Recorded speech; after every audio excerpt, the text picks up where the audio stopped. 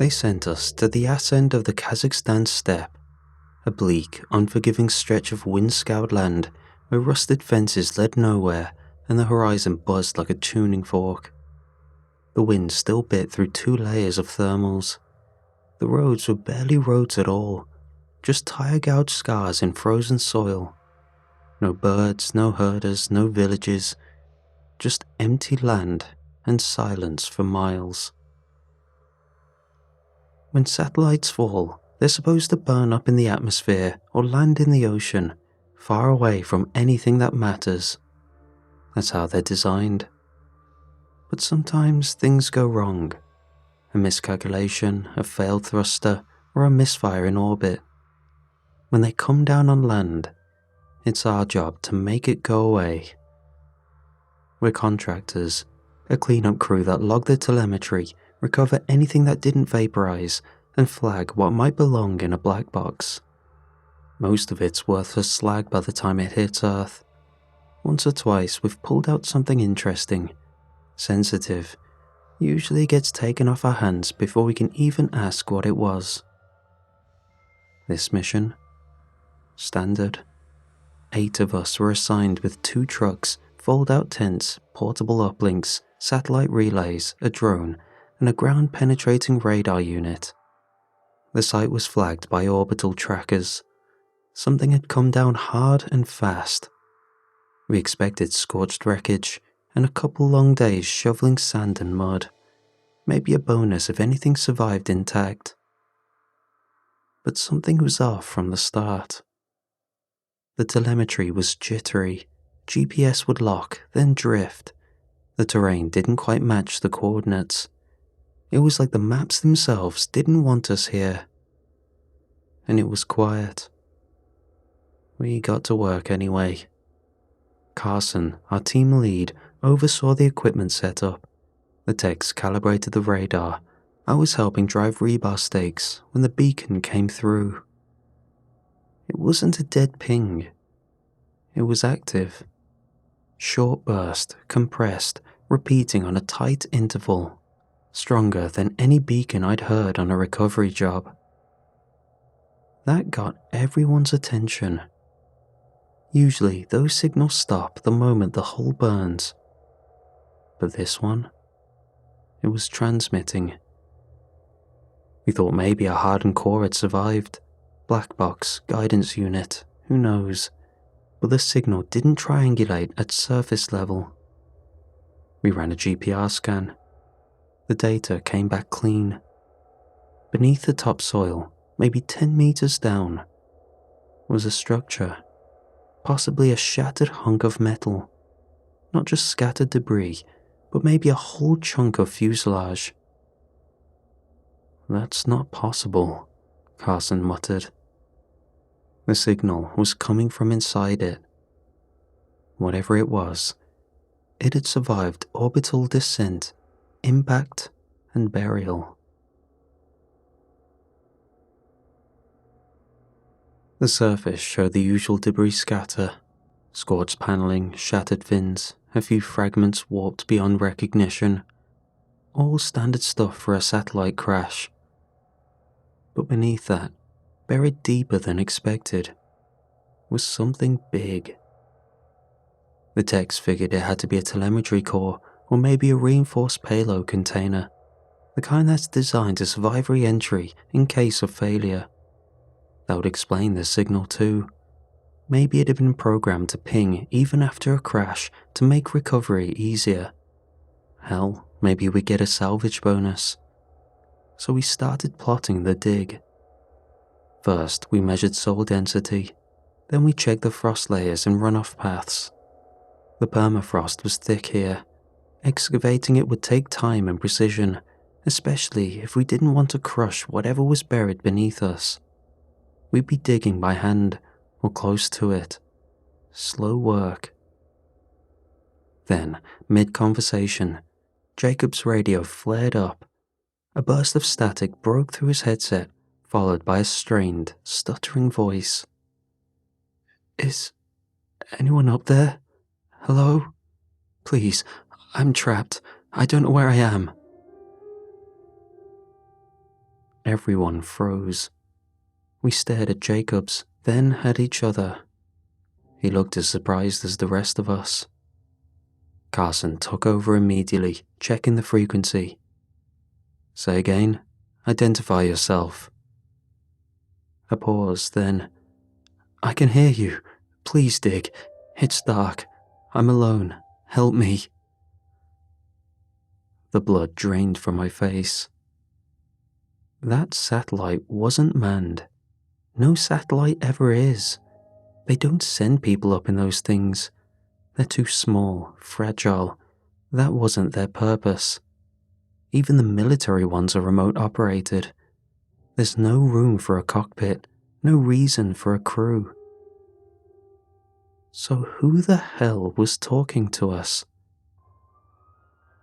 We cycled frequencies, checked the relays. The signal wasn't bouncing from anywhere else. It wasn't interference. The origin point was right where the beacon was, 10 meters underground. We tried asking more questions. Where are you from? How long have you been down there? What's your name? But the voice never answered directly. It just kept begging. Please, help me. Please dig. It's getting harder to breathe. At one point, it sobbed. It didn't ask who we were or ask how we'd found it. He just begged to be freed. Carson called it in. Protocol. Any anomaly, especially one involving unexpected transmissions, had to be logged immediately. We huddled around the portable satellite uplink, the signal cutting in and out as he explained the situation to the contact rep on the client's end, some mid-level handler for a private aerospace firm whose name I couldn't even pronounce.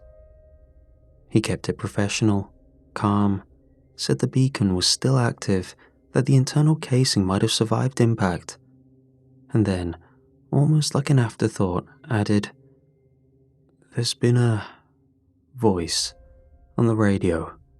Claims someone's alive down there." The reply came back after a pause, a dry chuckle, then a sigh, like he'd just been asked the dumbest question in the world. "Yeah, no, that's not possible. The unit was unmanned. All of them are. You should know that." "We checked the source," Carson said. "The signal lines up with the buried object." The voice on the other end turned slightly sharp. "Radios bleed. You're hearing feedback. Crossover, maybe. Who knows what kind of interference you're getting out there?"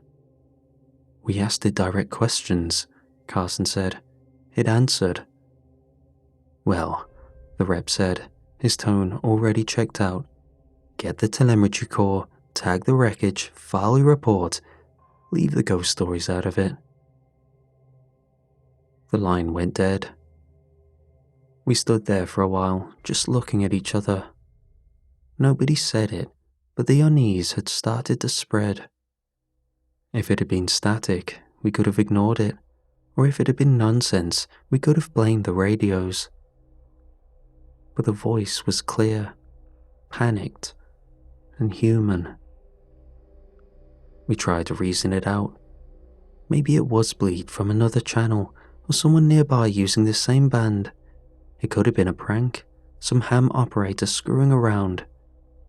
But that all of this was unlikely in the middle of nowhere. Carson finally broke the silence. "All right, we keep moving. We have a job to do. Officially, we're recovering materials. That's it." "And unofficially?" someone asked. Carson didn't answer, but everyone knew. Some of us wanted to get the job done and go home. The rest of us, we wanted to know who was down there.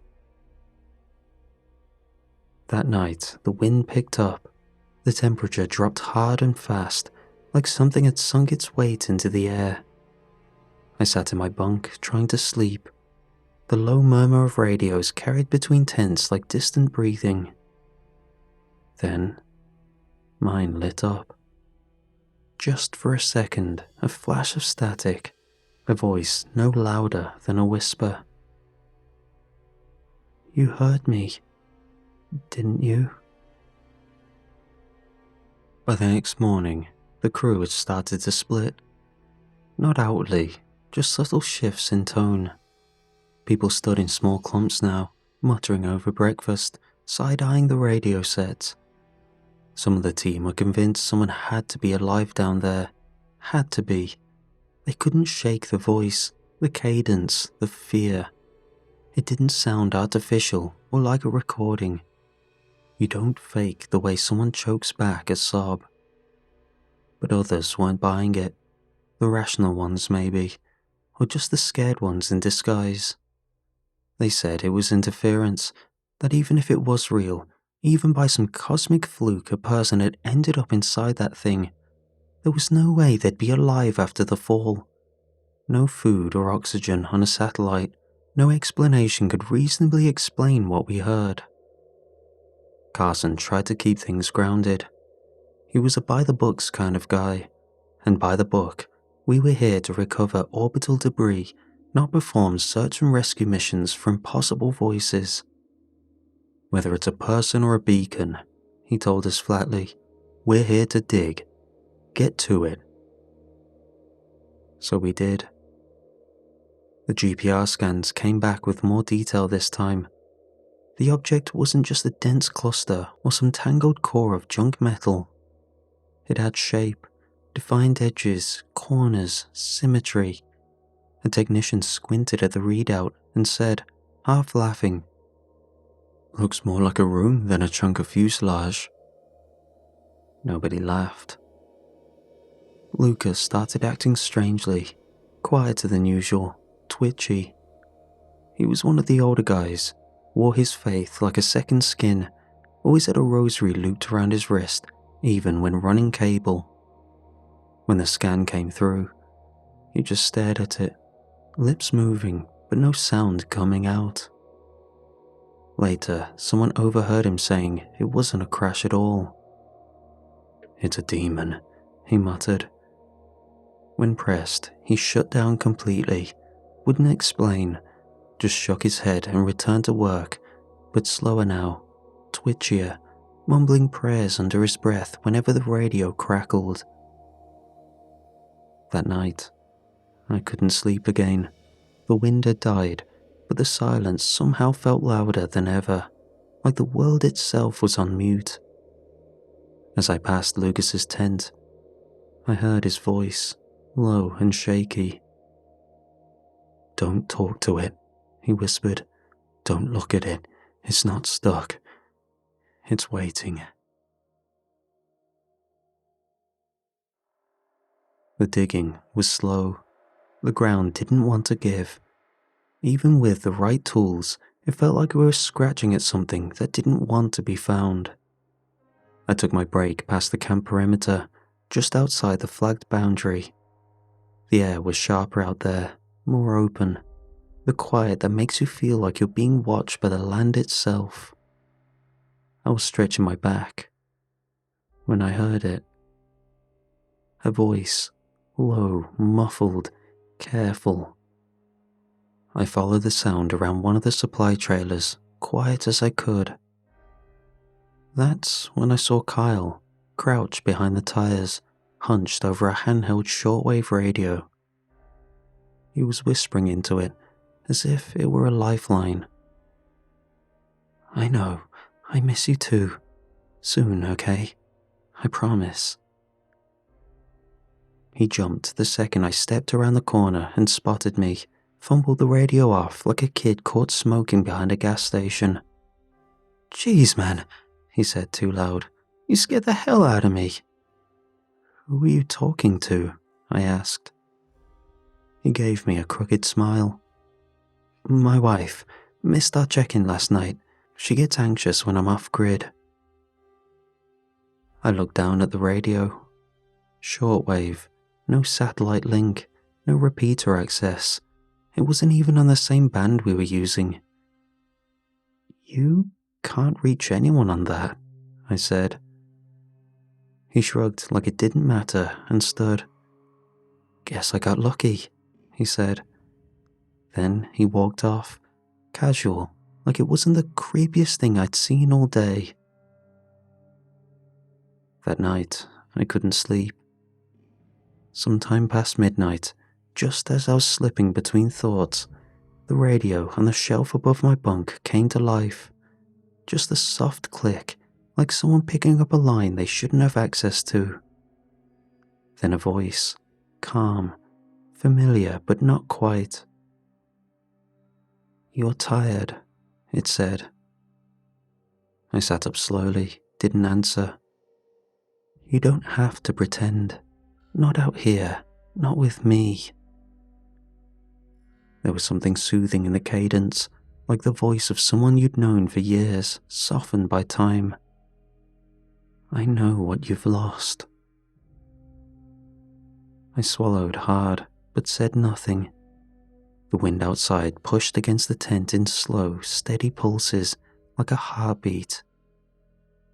"That pain you carry, I could take it from you." A pause, almost a breath.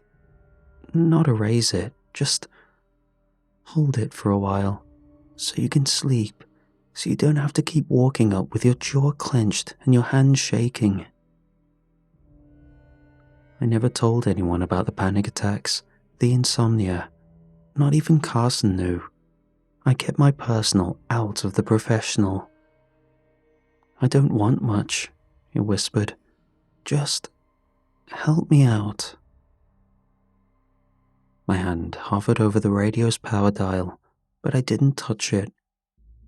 "You wouldn't be the first," it said softly, "and you won't be the last. But you listen better than the others." Then silence, like it knew it had said enough. By late afternoon, the soil had begun to shift. The upper layers were dry and crusted, but now we were hitting compacted earth, dense loam that cracked in slabs as we dug. The resistance had changed. It meant we were close. The GPR confirmed it. The full shape was now visible in the scans. A large object, maybe 10 meters long, half buried, one side jutting up like a broken tooth. It didn't look like any satellite component we'd ever pulled. It was too whole. We were close, but darkness was settling, which meant another night before we could fully uncover it. Dinner was quiet. Most of us were too frozen to talk. The wind had picked up again, blowing grit into every fold of clothing and crease of skin. Kyle, the one I caught whispering into the shortwave, was sitting near the mess tent entrance, grinning to himself. He looked like a man waiting for someone special to walk through the door. Every now and then, he'd glance toward the crater and smile, like he'd just remembered a private joke. Lucas didn't eat. He stood near the mess tent wall, arms folded, eyes down.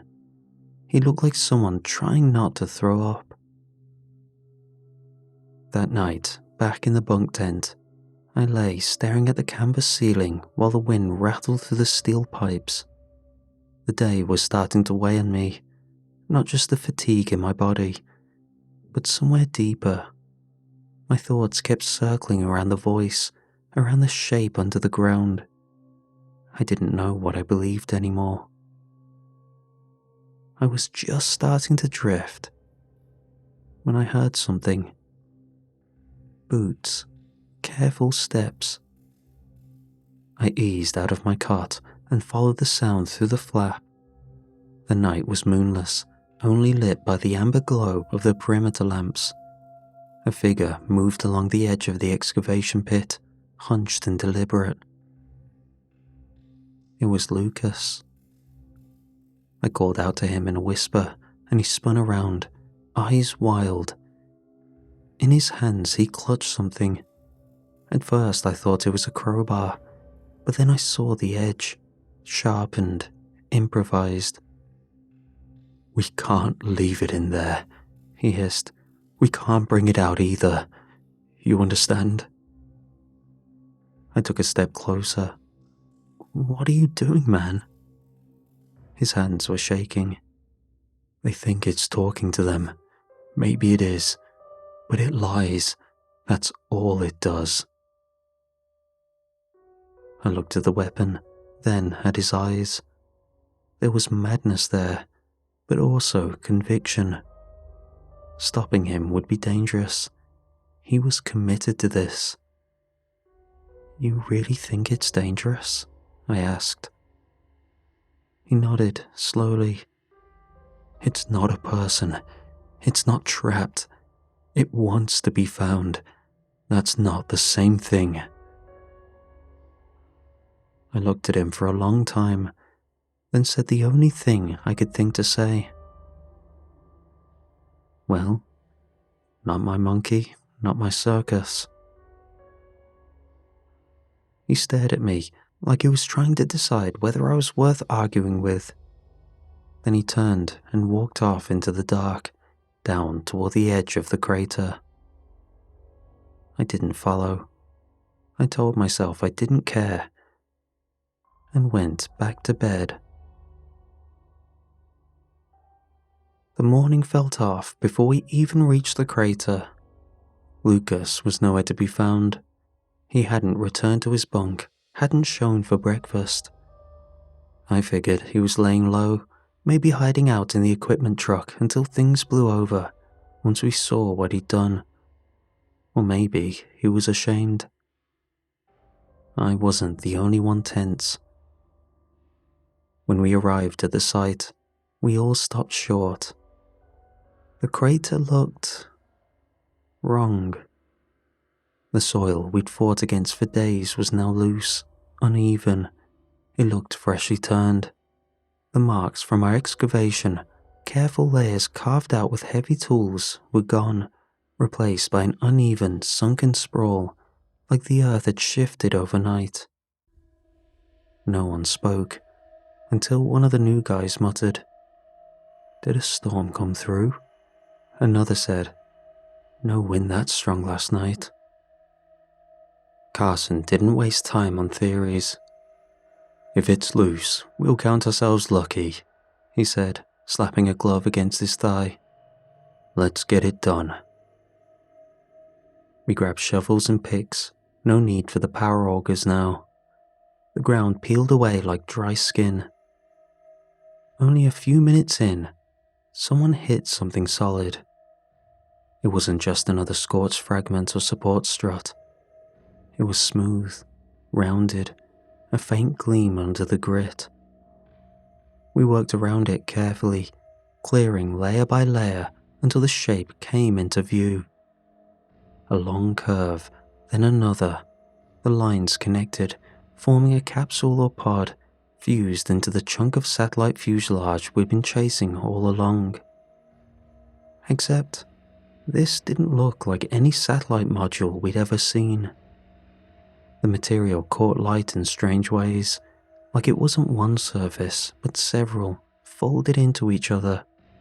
Parts of it looked engineered, ribbed paneling, beveled edges, even what resembled cooling vents.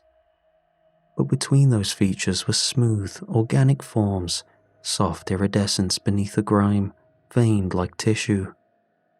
You'd look at one corner and swear it was molded titanium, blink and it was cartilage. It was seamless. Almost. Then someone pointed it out. A faint line running along the side of the structure, about 4 feet long, thin as a wire's shadow. A seam. "It's not latched," someone said, hushed. The air felt still. We didn't open it, not yet. We just stared.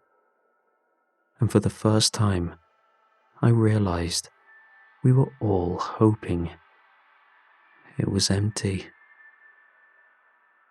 No one spoke at first. We just stared at the seam like it might blink back. Eventually, Carson stepped forward, brushing the dirt from his gloves.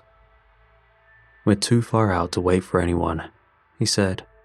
"We open it, log it, Report what we find. I glanced at him. That wasn't true. We had uplinks, emergency priority channels. If this was truly alien or even just anomalous, a dozen agencies will be salivating to send a team. But Carson didn't want oversight. He wanted to see what was inside. Maybe it was valuable. Maybe he just couldn't help himself. No one volunteered. Carson turned to us. Someone, he said, forcing casualness into his tone. It's probably empty, might not even open. But the air said different, and so did the silence. No one moved. It wasn't defiance, it wasn't consensus. None of us were opening that thing. If he wanted it open, he'd have to do it himself. His jaw flexed. I could see the calculation behind his eyes, how it would look if he didn't step up. He looked back at the pod, then down at the seam. Then he sighed, deep and shaky, like he was psyching himself up for a dive. All right, he muttered. I'll do it. We all backed up, fast. 10 feet, then 15. Nobody wanted to be near it when it opened. Even the ones who'd scoffed earlier were watching like it might explode. Carson stepped up to the pod with his shovel in hand, slid the edge into the seam, just enough to leverage. Dirt shifted off the surface, falling in slow trickles. The sun caught the damp sheen of the hull. He hesitated, then twisted. With a soft metal clunk, the hatch flicked open. Carson stumbled back, catching himself with the shovel. He didn't speak, just stared. Nothing came out. No smoke, no light, no movement. Just stillness. After a long moment, the rest of us edged closer until we could see what had stunned him. Lucas. His body was slumped inside the pod like it had grown around him. His limbs were twisted, broken in ways that didn't make sense. One arm was curled tight around his chest, the hand still clutching what looked like his makeshift weapon. No one spoke for a long time, confused by what this meant. Finally, I stepped forward. I saw him last night, I said. My voice felt dry, foreign in my throat. He was sneaking out, said he had to stop it, that we weren't taking it seriously. Someone asked what I meant. I hesitated, then told them everything. About Lucas's rant, his fear, how he believed whatever was inside was evil, that the thing he said right before walking off into the dark. It can lie. That's what it does. The silence was pure dread. Lucas had gone down thinking he could stop it. Maybe he thought it was a demon, or maybe he thought it was a test of faith. Either way, he tried to fight it, and lost. But that wasn't what made my stomach drop. What made it worse was the realization we all arrived at, silently, almost in sync. Whatever had been trapped inside that pod was no longer there.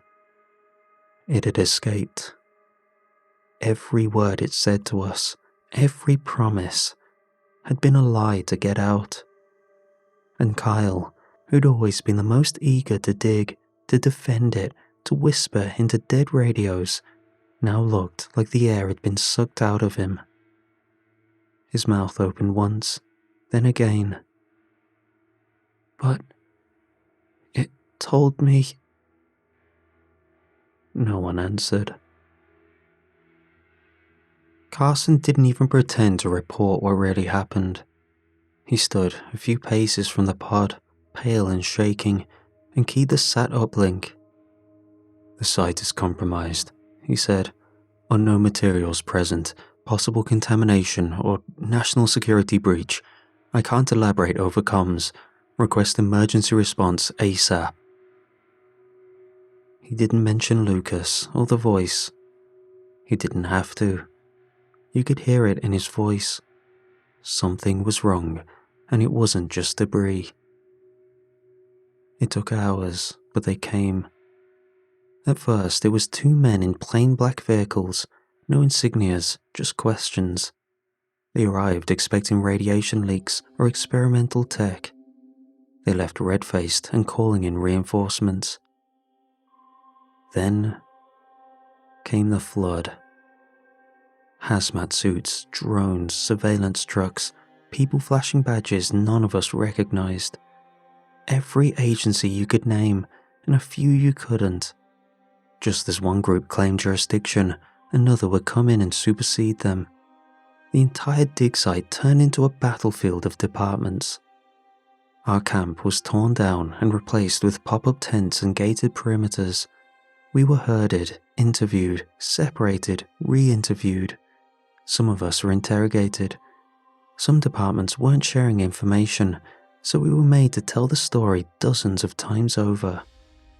Only after exhaustive checks, psych evaluations, chemical swabs, hours of surveillance footage, did they seem to accept that we were just workers. We'd been caught in something much larger. They didn't thank us. They gave us papers to sign, heavy NDAs. We were told we'd be monitored indefinitely. Whatever we saw didn't happen. Lucas died in a ground collapse. There was no pod, no transmission, no voice. We were put on planes and sent home one by one. I haven't seen Kyle since. Carson's number is disconnected. A few of the others still answer texts, but no one talks about what happened. And me? I moved, switched jobs, different name on the ID badge now.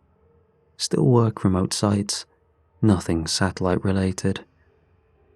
I thought if I kept moving, kept my head down, maybe I could forget. But sometimes, in the quiet hours just before sleep, I wonder, what was it? What had been locked in that pod, twisting its voice to match what we needed to hear? What had waited in the dirt, whispered promises, manipulated a team of hardened workers until it was free? And more than that, what now? Because it's out there, and it's spent a very, very long time learning how to lie.